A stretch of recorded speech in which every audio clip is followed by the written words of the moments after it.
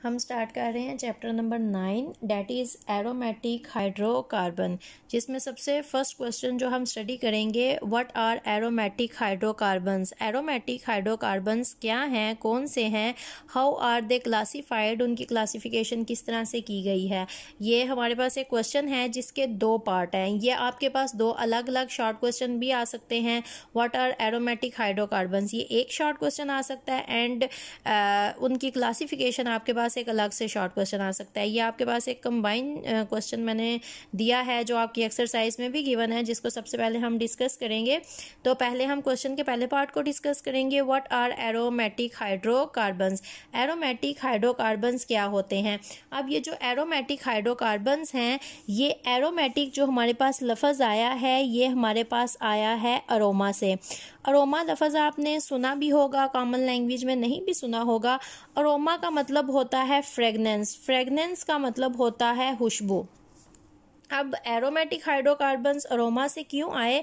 Start में बहुत से ऐसे हाइड्रोकार्बन्स थे जिनको स्टडी किया गया, उन सब में से अरोमा आती थी, उन सब की अपनी कोई स्पेसिफिक खुशबू थी। लेकिन आहिस्ता आहिस्ता जब उन्हीं से रिलेटेड बाकी हाइड्रोकार्बन्स को भी स्टडी किया गया, जो कैरेक्टरिस्टिक्स में तो एरोमेटिक हाइड्रोकार्बन्स ही थे, उन्हीं के जैसे थे, लेकिन उनमें खुशबू नहीं थी, तो फिर ये जो एरोमेटिक नेम है ये तब बहुत ज़्यादा कन्फ्यूजन काज करने लगा।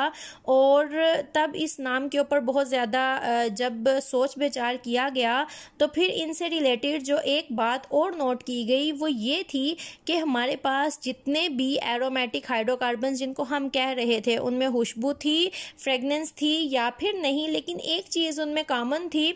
जब भी हम उनकी ब्रेक डाउन करते थे, ब्रेक डाउन करने के बाद एक चीज़ सारे मॉलिक्यूल में कॉमन थी, वो ये कॉमन थी कि वो एक मॉलिक्यूल जब उनकी टोटल ब्रेकडाउन की जाती थी, उनका जो स्मॉलेस्ट मॉलिक्यूल हमारे पास बनता था वो हमेशा हमारे पास होता था 6 कार्बन। उसके अंदर प्रेजेंट होते थे 6 कार्बन, और वो जो हमारे पास 6 कार्बन मॉलिक्यूल आता था ब्रेकडाउन करने के बाद, जितने भी एरोमेटिक हाइड्रोकार्बन्स होते थे वो हमारे पास होता था बेंजीन। तो फिर ये जो एरोमेटिक हाइड्रोकार्बन्स हैं फिर ये फ्रेगनेंस से रिलेटेड नहीं थे। एरोमेटिक हाइड्रोकार्बन्स में उन सारे हाइड्रोकार्बन्स को स्टडी किया जाता था जिनमें जो स्मॉलेस्ट पार्टिकल है या फिर जो उनका बेसिक यूनिट है वो हमारे पास होता है बेंजीन। जिस भी मॉलिक्यूल के अंदर बेंजीन प्रेजेंट होगी, एक बेंजीन का रिंग है या फिर एक से ज़्यादा बेंजीन के रिंग्स हैं, उन सारे हाइड्रोकार्बन्स को कहा जाता है एरोमेटिक हाइड्रोकार्बन्स। और ये जो क्वेश्चन का पहला आपके पास पार्ट है, इसका आंसर आपके पास यहाँ से आएगा।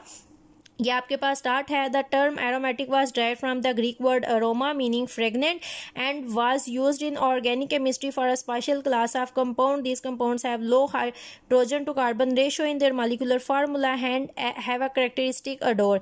ये सारा पैराग्राफ इसका आंसर आएगा। फिर उन्होंने बताया है फर्दर जब भी एरोमेटिक मॉलिक्यूल्स की ब्रेकडाउन की जाती थी, उनमें से जो स्मॉलेस्ट पार्टिकल हमारे पास जब भी आता था वो हमारे पास बेंजीन या फिर बेंजीन का ही कोई मॉलिक्यूल होता था, लेकिन बेंजीन रिंग उसमें प्रेजेंट होती थी हमारे पास। तो फिर क्या किया गया, hence benzene was recognised as the simplest and the parent member of this class of compound. और ये जितने एरोमेटिक हाइड्रोकार्बन्स होते हैं ये सारे वो वाले मॉलिक्यूल्स होते हैं जिनमें एट लीस्ट एक बेंजीन रिंग जरूर प्रेजेंट होता है। एक से ज्यादा हो सकते हैं लेकिन बेंजीन रिंग का होना हमारे पास जरूरी है। तो ये जो पूरा पैराग्राफ है ये आपके पास इस क्वेश्चन के फर्स्ट पार्ट का आता है आंसर। अब आपके पास सेकंड आता है, हाउ आर दे क्लासिफाइड। तो इनको क्लासिफाई किया जाता है। क्लासिफिकेशन जब भी किसी कंपाउंड की जाती है तो वो किसी बेस पे की जाती है। किसी भी चीज़ को जब हम क्लासिफाई करते हैं तो किसी चीज़ को बेस बना के किया जाता है। अब यहाँ पर जो क्लासिफिकेशन की जाती है एरोमेटिक हाइड्रोकार्बन की, वो की जाती है on the basis of benzene ring number. ये जो हमारे पास बेंजीन रिंग है इसके नंबर की बेस पे की जाती है यहाँ पर क्लासिफिकेशन। तो बेंजीन रिंग के नंबर की बेस पे जो क्लासिफिकेशन की जाती है उसके अकॉर्डिंग हमारे पास एरोमेटिक हाइड्रोकार्बन्स को डिवाइड किया जाता है 2 क्लासेस में। अब ये जो 2 क्लासेस हैं हमारे पास, इसमें से फर्स्ट हमारे पास आती है मोनोसाइक्लिक और जो सेकंड हमारे पास आती है डेट इज पॉलीसाइक्लिक। अब ये मोनोसाइक्लिक और पॉलीसाइक्लिक हमारे पास क्या होते हैं, तो आपको पता है मोनो का मतलब होता है वन और पोली का मतलब होता है मैनी। अब मोनोसाइक्लिक और साइक्लिक मतलब के साइकिल, मतलब के ये जो हमारे पास है बेंजीन रिंग, तो मोनोसाइक्लिक एरोमेटिक हाइड्रोकार्बन्स वो एरोमेटिक हाइड्रोकार्बन्स होंगे जिनमें सिर्फ और सिर्फ एक बेंजीन रिंग होगा प्रेजेंट। क्लियर, यहाँ पर सिर्फ एक बेंजीन रिंग, जिस भी मॉलिक्यूल में एरोमेटिक हाइड्रोकार्बन में एक बेंजीन रिंग प्रेजेंट होगा उसको हम कहते हैं मोनोसाइक्लिक एरोमेटिक हाइड्रोकार्बन। और किसी भी ऐसे मॉलिक्यूल में जिसमें मोर देन वन, वो आपके पास 2 हो सकते हैं या फिर 2 से ज़्यादा हो सकते हैं, उसे हम कहते हैं more than one benzene ring होंगे प्रेजेंट, उनको हम कहते हैं पॉलीसाइक्लिक। मोनोसाइक्लिक की अगर हम एग्जाम्पल लेते हैं तो हमारे पास इस तरह से प्रेजेंट है बेंजीन रिंग, इसके ऊपर कोई सा भी ग्रुप अटैच हो सकता है, जैसे ये सिंपलेस्ट है CH3। अगर आपने इससे पहले लास्ट लेक्चर को स्टडी किया है, याद किया है, तो CH3 का नेम आपको याद होगा जिसको हम कहते हैं मिथाइल। तो ये मेरे पास हो गया मिथाइल बेंजीन। एक और एग्जाम्पल अगर लें सिंपल, हमारे पास सिर्फ एक है बेंजीन रिंग और इसके ऊपर अटैच है CH2 CH3। जब एक कार्बन होता है वो मीथेन से मिथाइल बनता है, जब 2 कार्बन होते हैं तो वो इथेन होता है। मैंने आपको लास्ट टाइम भी कहा था कि मीथेन से लेके डिकेन तक सबको याद कर लें। मैं अभी आपको आफ्टर दिस क्वेश्चन में आपको मीथेन से लेके डिकेन तक सबके नेम दे देती हूँ। तो ये आपके पास आ जाएगा इथाइल बेंजीन द सिंपलेस्ट। ये सिंपल नेम देने का सबसे आसान तरीका है। आपने यहाँ पर ये जो बेंजीन, यहाँ पर हमारा पेरेंट एटम है, ये जो भी मॉलिक्यूल बेंजीन रिंग से बाहर लगा हुआ है इसको हम कहते हैं सब्स्टिट्यूएंट्स।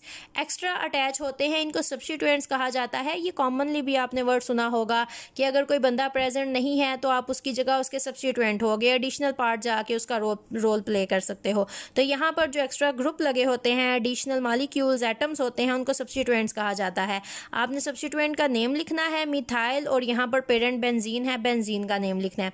यहाँ पर सब्स्टिट्यूएंट है इथाइल, आपने इथाइल का नेम लिखा और यहाँ पर आपने लिख दिया बेंजीन। अगर एक और एग्जांपल दूं मैं, आप लोगों ने फंक्शनल ग्रुप्स को स्टडी किया है तो फंक्शनल ग्रुप्स अब आपको आहिस्ता आहिस्ता आ जाने चाहिए, साथ साथ हम सबको रिवाइज करते जाएंगे तो ज़्यादा अच्छी समझ आएगी। अगर आपके पास है कार्बन, कार्बन ने बनाया है यहाँ पर डबल बॉन्ड और साथ में लगा हुआ है एक H, तो ये फंक्शनल ग्रुप होता है एल्डिहाइड।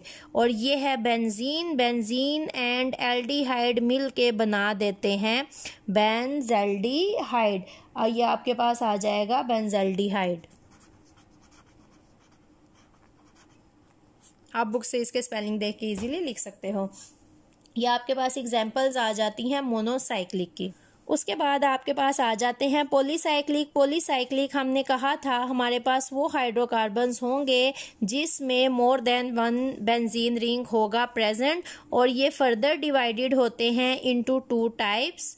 अब वो 2 टाइप्स क्या हैं, हमारे पास अगर बेंजीन रिंग एक से ज़्यादा प्रेजेंट हैं तो वो 2 डिफरेंट फॉर्म्स में हो सकते हैं, या तो वो दोनों बेंजीन रिंग या 2 से ज़्यादा जितने भी हैं वो आइसोलेटेड होंगे, या फिर हमारे पास होंगे फ्यूज्ड।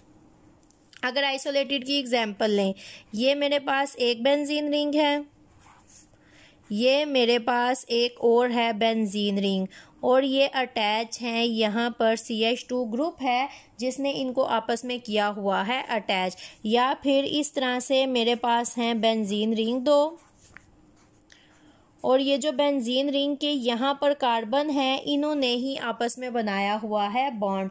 अब ये जो मेरे पास आता है, तो अगर हम इनकी नेमिंग करें, एक चीज़ जो आपने याद रखनी है, मैं बेंजीन आपको वैसे सिंपल ड्रा करके दिखाती हूँ, ये है क्या। ये जो हम इस तरह से ड्रा करते हैं बेंजीन को, ये मैं आपको बताऊँ ओपन करके है क्या। ये देखें, ये कार्बन है 6, 1 2 3 4 5 6, 1 2 3 4 5 6, and the benzene, this is the most important chapter of this book. ठीक है। अब आपके पास क्या है, ये आप सर्कल जो मैं सेंटर में ड्रा कर रही हूँ ये इस तरह से है, यहाँ पर डबल बॉन्ड, यहाँ पर डबल बॉन्ड और यहाँ पर डबल बॉन्ड। क्लियर। अब हर एक कार्बन के ने उसने बॉन्ड बना लिए हैं, ये काउंट करते जाएंगे। कार्बन नंबर 1 ने 2 बॉन्ड इस कार्बन के साथ बनाए हैं, तीसरा बॉन्ड इस कार्बन के साथ बनाया है, सिर्फ एक बॉन्ड इसने और बनाना है, टोटल ये 4 बॉन्ड्स बनाती हैं, तो वो यहाँ पर आ गया एक हाइड्रोजन। अब कार्बन नंबर 2 पे आप आओगे, इसने एक बॉन्ड कार्बन नंबर 1 के साथ बनाया है और 2 बॉन्ड कार्बन नंबर 3 के साथ बनाए हैं, इसके साथ भी आ जाएगी एक हाइड्रोजन। अब ये कार्बन है, इसने 2 बॉन्ड बनाए हैं, यहाँ पर कार्बन नंबर 2 के साथ, एक बॉन्ड बनाया है कार्बन नंबर 4 के साथ और एक यहाँ पर आ गया हाइड्रोजन। अब सबको आप देखते जाओगे तो सब इसी तरह से आपके पास आ जाएंगे CH CH CH। क्लियर। और ये सर्कल इसके सेंटर में क्यों ड्रा किया जाता है ये आगे बहुत डिटेल में सारी बातें होंगी।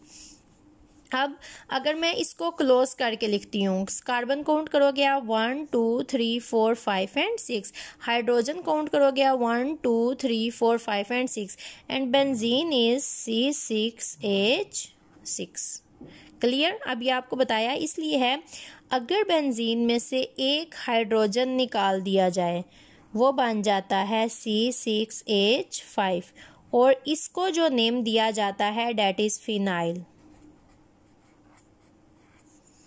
अगर बेंजीन के C6H6 में से एक हाइड्रोजन निकाल दिया जाए तो जो उसका नेम है वो बन जाता है फिनाइल। अब आपने इसका नेम क्लियरली देखना है। अब ये देखें, यहाँ पर एक बेंजीन रिंग है, यहाँ पर एक बेंजीन रिंग है।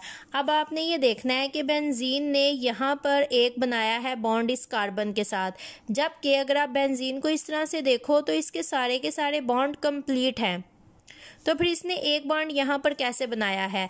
जब भी कार्बन ने कोई बॉन्ड बनाना होता है, अगर ये carbon for example this is 1 this is 2 this is 3 4 5 and 6, ये कार्बन नंबर 2 ने जब यहाँ पर दूसरी कार्बन के साथ बॉन्ड बनाया तो इसने यहाँ से अपना एक हाइड्रोजन दे दिया। जब तक ये यहाँ से हाइड्रोजन रिमूव नहीं करेगी, इसके 4 से 3 बॉन्ड नहीं होंगे, ये एक बॉन्ड नहीं बना सकती।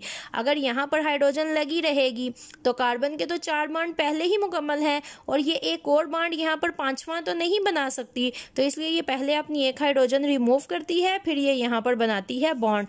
तो ये मेरे पास हो गया फिनाइल। क्लियर। अब same is the case with this benzene ring. इसकी यहाँ वाली कार्बन, इस एक कार्बन ने जिसने बॉन्ड बनाया है, इसने अपना एक हाइड्रोजन किया रिमूव, तो ये बेंजीन से हो गई फिनाइल। क्लियर। अब जब भी आपके पास, मैंने कहा था कार्बन एक होगा तो उसको हम कहते हैं मिथाइल, जब कार्बन 2 होते हैं तो आपके पास होता है इथाइल, और ये आपके पास यहाँ पर जो ग्रुप लगा हुआ है इसको हम कहते हैं मिथाइल। तो अब अगर आपके पास यहाँ पर 2 फिनाइल ग्रुप है, एक मिथाइल ग्रुप है, तो ये आपके पास नेम हो जाएगा डाई फिनाइल मीथेन। ये नोमेनक्लेचर बहुत ज़्यादा डिटेल में आगे आप स्टडी करोगे, प्रैक्टिस करोगे, आहिस्ता आहिस्ता बहुत से स्ट्रक्चर्स ड्रा करोगे तो आपको समझ आ जाएगी। यहाँ पर ये देखें, एक फिनाइल ग्रुप ये है, दूसरा फिनाइल ग्रुप आपके पास ये है, तो इसका नेम सिंपल ही हो जाता है बाई फिनाइल। अब ये जो 2 एग्जाम्पल हैं ये आपके पास थे आइसोलेटेड, बेंजीन रिंग एक दूसरे से आइसोलेटेड है। तो अब हम सेकेंड टाइप को डिस्कस करते हैं जो कि हमारे पास आ जाती है फ्यूज्ड। फ्यूज्ड हमारे पास इस तरह से होते हैं, एक बेंजीन रिंग ये देख रहे हैं आप फ्यूज्ड, ये टोटली फ्यूज्ड हैं, एक दूसरे के साथ अटैच हैं। एक और एग्जाम्पल लें, अगर इनके स्पेसिफिक नेम हैं वो आपने याद कर लेने हैं बस। ये पेपर में क्वेश्चन बहुत ज़्यादा आते हैं, आपने इनको याद करना है एज सच जो बुक में लिखा हुआ है, खुद से स्कॉलर नहीं बनना। ये 2 एग्जाम्पल, अगर आप चाहो तो एक और एग्जाम्पल भी इसमें ऐड कर सकते हो। 3 एग्जाम्पल्स आपके पास गिवन है जिसका नेम आपको आसानी से याद रह जाता है, याद कर लें, नेम मिलते जुलते हैं, बहुत आसानी से याद हो जाएंगे। इसका नेम है आपके पास नेफ्थलीन, पहले भी आपने बहुत ज़्यादा सुना होगा, ये लैब में आपने सुना होगा नेफ्थलीन, अगर कभी लैब की है आपने तो। दिस इज़ ये जो आपके पास है दिस इज फिनेंथ्रीन। इतने इंटरेस्टिंग नेम है, ये तो आपको शौक से याद कर लेने चाहिए। And that is anthracene. ये आपके पास एग्जाम्पल आ जाती है फ्यूज्ड की। These are fused benzene rings, these are isolated. हमारे पास जो क्वेश्चन था वो हमारे पास था what are aromatic hydrocarbons, how are they classified. जिसके क्वेश्चन का पहला पार्ट था कि एरोमेटिक हाइड्रोकार्बन्स क्या हैं, जिसको हमने डिस्कस किया और बुक से एक पूरा पैराग्राफ इसका आंसर था। सेकेंड आपके पास आ जाती है classification, that is on the basis of number of benzene ring. तो वो आपके पास मोनोसाइक्लिक है, पॉलीसाइक्लिक है। मोनो जिनमें बेंजीन रिंग होगा एक। ये तीन आपके पास एग्जाम्पल्स हैं, कम से कम 2 एग्जाम्पल्स आपको ऐड करनी चाहिए। पॉलीसाइक्लिक आ जाती हैं उसके बाद। पॉलीसाइक्लिक आपके पास फर्दर डिवाइडेड हैं 2 टाइप्स में, आइसोलेटेड एंड फ्यूज्ड। आइसोलेटेड आपके पास इस तरह से होंगी, किसी भी बॉन्ड या एटम या मॉलिक्यूल के साथ अटैच होंगे एक से ज़्यादा बेंजीन रिंग, वो आपके पास आइसोलेटेड होंगे। और फ्यूज्ड आपके पास डायरेक्टली होंगे अटैच। और आपके पास बुक से इसका आंसर आता है यहाँ से।